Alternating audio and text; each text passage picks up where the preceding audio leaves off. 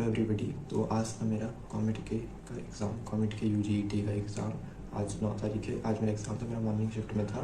तो एग्ज़ाम में काफ़ी कुछ अलग अलग एक्सपीरियंस हुआ। मैं हमेशा सोचता हूँ कि अब इतने सारे अलग अलग एक्सपीरियंस हो चुके, अब इससे अलग तो कुछ हो ही नहीं सकता एग्ज़ाम में, बट देन इससे भी ज़्यादा अलग हो जाता है। और आज तो सबसे ही ज़्यादा अलग वाला हो गया, मतलब मुझे एंट्री ही नहीं दे रहे थे। देन मुझे फिर अच्छी बात है, मैं अपने साथ पैन कार्ड ले गया था, देन मुझे एंट्री मिल गई। बट उसके लिए मुझे थोड़ा अच्छे से बताना पड़ेगा मैं क्या बोलना चाह रहा हूँ। तो मैं स्टार्टिंग से बताता हूँ। तो सबसे पहले फटाफट बता देता हूँ कि एग्जाम सेंटर पहुँचने से पहले क्या क्या हुआ था। तो कल रात को मैंने सोने का बहुत ट्राई करा, बट मैं बिल्कुल नहीं सो पाया। मैंने ट्राई करा सो जाऊँ। मैं बेड पे भी अपने आ गया था, बेड पे लेट गया था, एंड देन अपने लैपटॉप से पढ़ रहा था, मैट्रिसेस एंड डिटर्मिनेंट्स के कुछ नोट्स रिवाइज कर रहा था। तो मैं सोचा था कि पढ़ते पढ़ते शायद नींद आ जाए, मैं सो जाऊँ। एक बार बीच में नींद आई थी, बट मैंने फिर इतना टाइम लगा दिया अलार्म देखने में कि मैंने सही अलार्म सब कुछ लगाया है कि नहीं। बार खुद पर मुझे डाउट हो रहा था कि भाई सही कुछ लगा है कि नहीं, ऐसा मैं सुबह उठ ही ना पाऊँ और वो बजता रह जाए। ये देखने में फिर नींद चली गई। फिर मैं रात भर सोया ही नहीं, ये डर के कारण कि उठ कैसे पाऊँगा, क्योंकि मैं अकेला रहता हूँ। फ़ोन के भरोसे में था, अगर फ़ोन बज गया, सबके फ़ोन जिनको मैंने बोला लगाने का अलार्म बजने का वो बज गया तो मैं उठ जाऊँगा, नहीं तो मैं उठ भी नहीं पाऊँगा, इसलिए मैं सो ही नहीं पाया।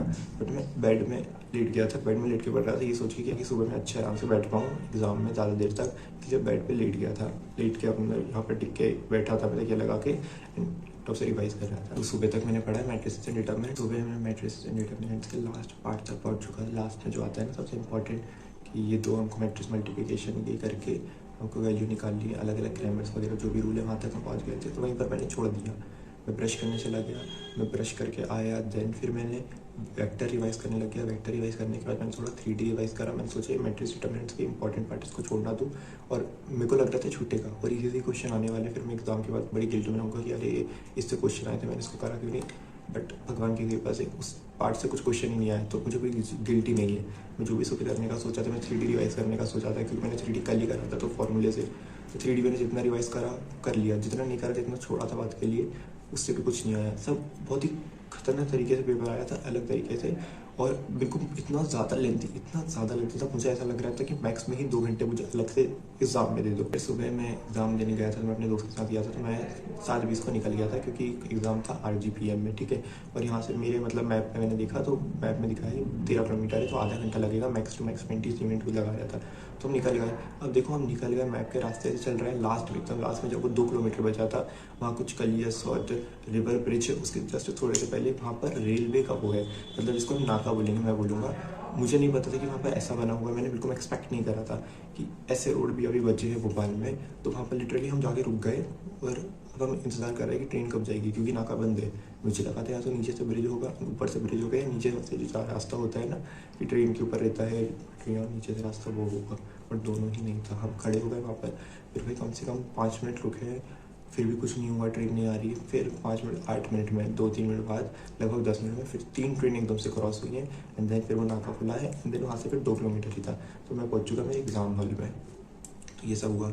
अब एग्ज़ाम हॉल में पहुँचा तो मैंने सारा अपना जो भी सामान था बैग से वो निकाल लिया। मैं सुबह आज बहुत ज़्यादा सोचा था कि कुछ सामान छूट ना जाए, लेकिन वहाँ जाके मैंने सबको देख लिया, सब निकाल लिया, एंड में गया अंदर, सारा सामान निकाल लिया मैंने वहाँ पर, एंड देन मैं गया एग्ज़ाम के अंदर। एग्ज़ाम हॉल में जो था वहाँ गया, बाहर जो था वहाँ इतना कोई चेकिंग नहीं थी, फ़ोटो वगैरह मैं ऑलरेडी चिपका के गया था, मैंने सुबह उठ के चिपकाई थी, कल से कुछ नहीं करा था, सब कुछ सुबह ही करा था। तो एक इतना फ़ोटो चिपकाने के काम था, साइन वगैरह का मैंने सोचा था वो ही बताएंगे कैसे करना है। तो वहाँ से गया अंदर, तो वहाँ बाहर मेन गेट से तो अंदर जाने दिया, लेकिन जो अंदर वो पूरी चेकिंग होती है, जैसे JEE एग्ज़ाम में होती थी और VIT में भी हुई थी। तो मैं आज वही ड्रेस को, आज मैं वही कपड़े पहन के गया था, एकदम वही पूरा फिट भी वही था कि जीन्स और टी-शर्ट वही थी जो VIT में पहना था।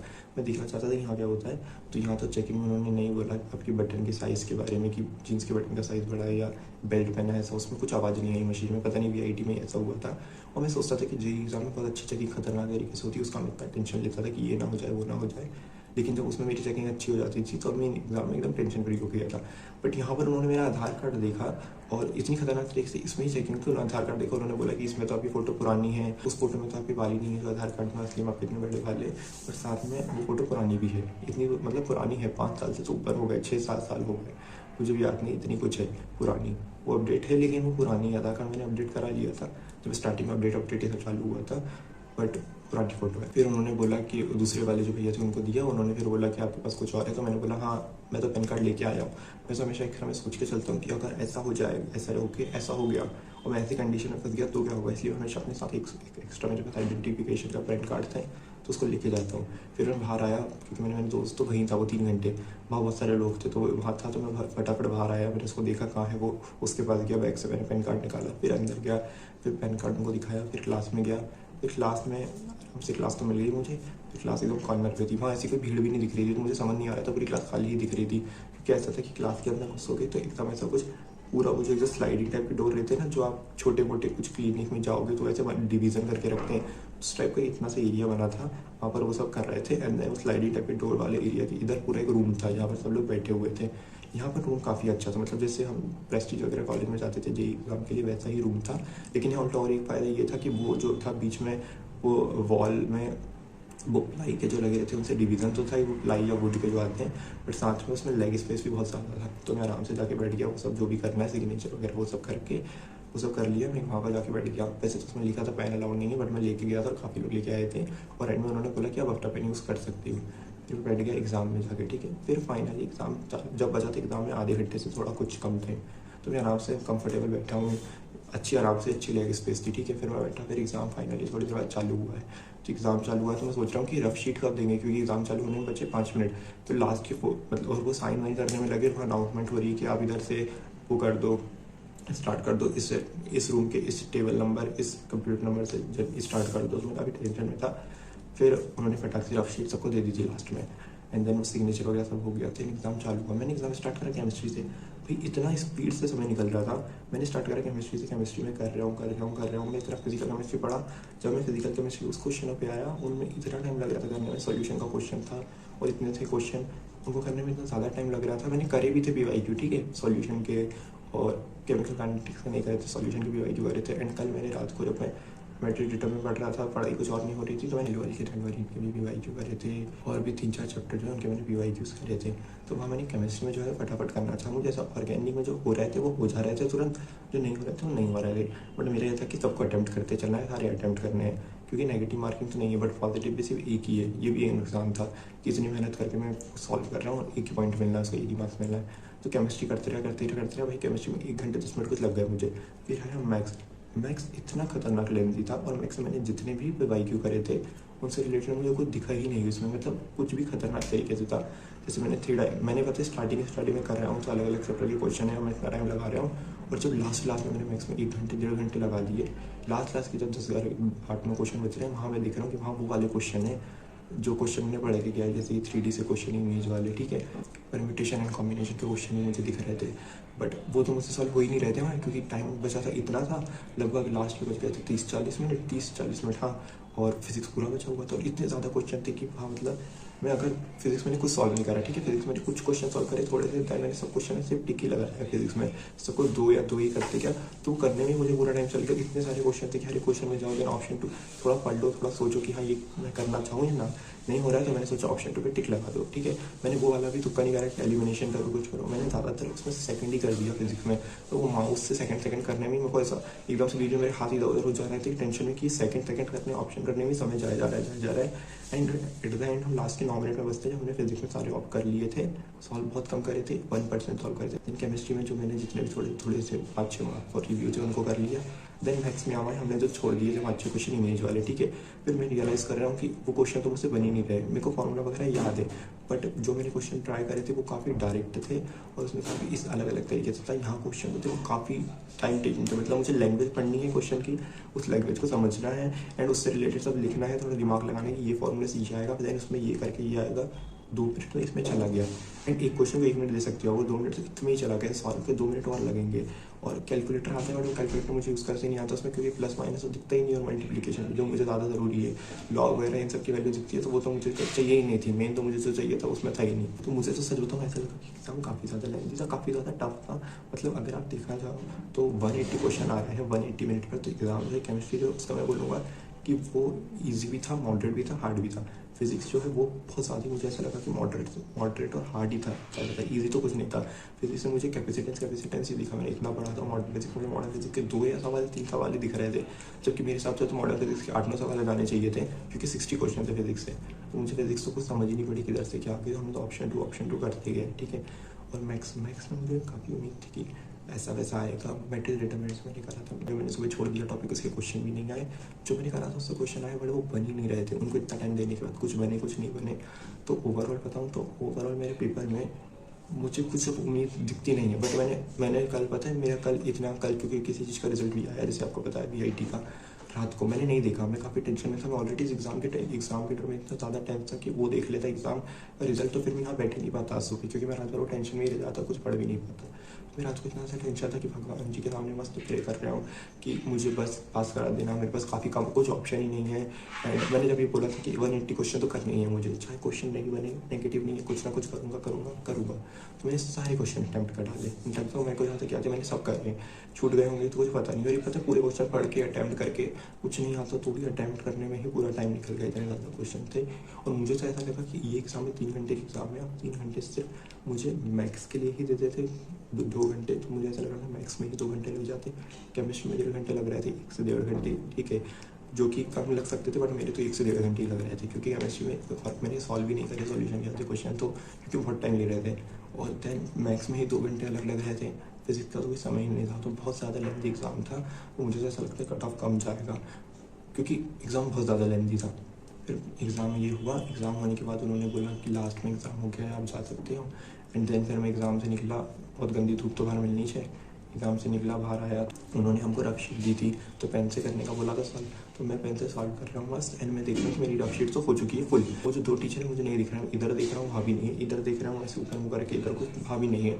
अब मैं ज़्यादा इधर उधर देख नहीं सकता हूँ, मुझे ऐसा लगेगा पता नहीं मैं किधर देखना चाह रहा हूँ, क्योंकि वो लोग तो मुझे दिख ही नहीं रहे थे कहाँ है। फिर भाई लास्ट के 1 घंटे में किसी लड़की ने जो मेरे सामने उधर कुछ बैठा था, मुझे भी नहीं पता, मैंने नहीं देखा, उसने बुलाया। तो एग्जाम से मुझे कोई आते दिखा फाइनली अंदर, वो शायद से वो डिवीज़न के उस पार बैठे हुए थे, वो दिख ही नहीं रहे थे। वो आते दिखे, तो फिर मैंने सोचा भाई ये शीट देंगे या नहीं देंगे। फिर उसने शीट मांगी या मांगा जो भी था, देन मैंने फिर शीट तुरंत मांगी, क्योंकि मुझे तो बहुत ज़रूरत थी। एंड मेरे साथ 1-2 लोग ने भी मांगी, क्योंकि मेरे साथ 1-2 लोग ने भी मांग ली, वो भी बैठे ही हुए थे कि मांगेंगे, लेकिन कोई था ही नहीं तो कैसे मांगे। और मेरे को एग्ज़ाम देते हुए रियलाइज़ हुआ कि ये एग्ज़ाम जो है, ये मैं खुद को बोल रहा था कि भाई ये एग्ज़ाम सुयश मुझे उस साल देने से, ये एग्ज़ाम वो है जो एग्ज़ाम आप 12th के साथ दे देते हो कि अगर आपका JEE में कुछ नहीं हुआ है और आपको कॉलेज लेना ही लेना है, तो आप कॉमेट के दो, VIT दो। अभी हम वो 12th के साथ नहीं दिए, हम ड्रॉप ईयर में दे रहे हैं। अब हम उस कंडीशन में आ चुके हैं, मतलब अगर 12th के साथ में देता कि अगर JEE नहीं हो रहा है तो कॉमेट के या VIT दे रहा हूँ, तो कुछ हो ही जाएगा, और फिर नहीं होता तो अलग रहता। अभी तो मैं ड्रॉप के साथ दे रहा हूँ कि अगर JEE में नहीं हुआ तो VIT और कॉमेट के हैं। और अब तो एग्ज़ाम हो चुके हैं, तो जो मुझे 99.9% दुख चल रहा है अंदर कि अब मेरे पास कोई ऑप्शन नहीं है, ये नहीं है, वो नहीं है। हालांकि मैंने VIT का रिजल्ट देखा नहीं है, जहाँ तक मैंने देखा है VIT का रिजल्ट, जो भी मैंने रेडिट पे पढ़ा है, मैं देखना चाह रहा था कट ऑफ कम हुआ है कि नहीं, और फिर मैं यूट्यूब पे भी कमेंट पढ़ी, तो मेरे को पता चला, मेरे को नहीं पता था इसके पहले कि VIT में रिजल्ट में मार्क्स तो नहीं आते, लेकिन परसेंटेज भी नहीं आती, वो सिर्फ रैंक दे रहा है उनके हिसाब से जो मैंने पढ़े। और फिर उन लोगों का कहना है, किसी का कहना है कि उसके 320 कुछ मार्क्स आ रहे हैं। मैंने उनसे पूछा भी है, तो उसमें उनके 8000 कुछ रैंक है या 4000 ऐसी कुछ रैंक है। और किसी ने लिखा है कि हमारे तो भाई हमने कुछ भी कर दिया तो हमारी इतनी ज़्यादा रैंक आ गई, अनएक्सपेक्टेड से भी अनएक्सपेक्टेड आ गई। एक लड़के ने लिखा है कि उसमें कुछ क्वेश्चन कर रहे थे जिससे उसके मैक्स टू मैक्स 320 मार्क्स आ रहे थे, मतलब उसको पता नहीं कितने आते। उसने अटैम्प्ट इस हिसाब से करे थे कि इतने 280 और 320 बीच में कुछ ना कुछ आ जाएंगे, 70-80 कुछ ना कुछ सही हो जाएंगे, ठीक है। और उसने उसको बोला कि उसको AIR ऑल इंडिया रैंक 771 मिल चुकी है शायद। तो ये तो उसको खुद को ही नहीं पता कैसे हो गया, उसको लग रहा था कि उसको कैटेगरी 3 या 2 के लिए करना चाह रहे थे, उसको गलती से कैटेगरी 1 का एडमिशन मिल गया। तो मुझे समझ नहीं आया कि ये एग्ज़ाम में मतलब क्या है कि किसी को कुछ भी हिसाब से कुछ भी मिल रहा है। और रात को मेरा एकदम खतरनाक में उस कंडीशन में था। एक तो आता है खुशी वाली कंडीशन, एक होती है रोने वाली, और एक रोने के जस्ट थोड़े पहले वाली जो कंडीशन होती है उसमें था कि भाई ये मैंने ज़रा मेहनत करूँगा, अब मुझे पता चल रहा है एग्ज़ाम में ऐसे रिजल्ट देते हैं, ऐसे इन्होंने मुझे भी कुछ भी दे दिया होगा। कॉमेडी का एग्ज़ाम हो चुका है, आप ज़रूर बताना आपका कॉमेडी का एग्ज़ाम कैसे गया। देखो मेरा तो बिल्कुल अच्छा नहीं किया है, मुझे ऐसा लगा कि एग्ज़ाम काफ़ी ज़्यादा लेंथी आया था, 180 मिनट में उसको करना बिल्कुल ही संभव क्या पॉसिबल कुछ नहीं था। मैथ्स सबसे ज़्यादा लेंथी आया था, बहुत ज़्यादा लेंथी था। मैथ्स को मैंने सॉल्व करने का काफ़ी ट्राई करा, बट वो नहीं हो रहा था, बहुत ज़्यादा लेंथी था, उसमें काफ़ी टाइम लग रहा था क्वेश्चन लैंग्वेज समझने में। फिजिक्स भी काफ़ी लेंथी था। केमिस्ट्री ईजी से मॉडरेट वाला टाइप लेंथी था कि वो कर सकते थे आप, लेकिन आपको 1 घंटे नहीं, कम से कम 1.5 घंटे तो लग जाने थे। मैंने जितने भी BYQs करे उस कंपैरिजन में पूरा अलग पेपर था। BYQs में काफ़ी ईजी क्वेश्चन थे, यहाँ ईजी क्वेश्चन नहीं थे। एग्जाम के बारे में और भी काफ़ी चीज़ें जो मैं बताना चाहता था जो मैं नहीं बता पाया, मतलब मुझे ऐसा लग रहा है कि और भी चीज़ मैं आपको बताना चाहता था बट मैं नहीं बता पाया। ठीक है, नहीं बता पाया, मतलब कि अब मैं वीडियो में बोलते बोलते नहीं याद कर पा रहा हूँ। अब मैं रुकूंगा, सोचूंगा, फिर उनको बोलूँगा, वीडियो की लेंथ बढ़ाऊंगा। इससे अच्छा मैंने आपको एग्जाम का बता दिया है। मैंने एग्जाम खत्म होने के बाद एक वीडियो की क्लिप भी शूट करी थी, मैं उसको एडिट कर दूंगा। बट रात को इतनी गंदी हालत में आ चुका था कि मैं रात को एक वीडियो बना दी है टेंशन में, ऐसा फ़ोन पकड़ा सा बैठ के लेटे लेटे, और मैं काफ़ी, मेरा मुँह इतना खतरनाक तरीके से सैड हुआ है कि मैं रो ना दूँ। मैंने अभी जस्ट उस वीडियो को देखा, वीडियो को पूरा नहीं देखा, सिर्फ थोड़ा सा देखा, और मैं बोल रहा हूँ मैं काफ़ी दुख में था रात को। मतलब रात को मैं अगर रिजल्ट देख लेता तो मैं तो एंड आउट ऑफ, मतलब मेरा खेल खत्म ही था। इतना ज़्यादा टेंशन में ऑलरेडी था एग्जाम के कारण। मैं ये सोच रहा था कि भाई खत्म करो एग्जाम को, मुझसे पढ़ा नहीं जा रहा है। इतना एफर्ट मैंने फिर भी लगाया, पढ़ा and at the end question कुछ भी आ गए, कुछ भी नहीं आया उधर से। ठीक है, मुझे पता नहीं मेरी आवाज़ कैसी आ रही है, शायद आ रही हो, नहीं आ रही हो, आई डोंट नो, आगे से वो साउंड आने लग गया है। तो बाय बाय।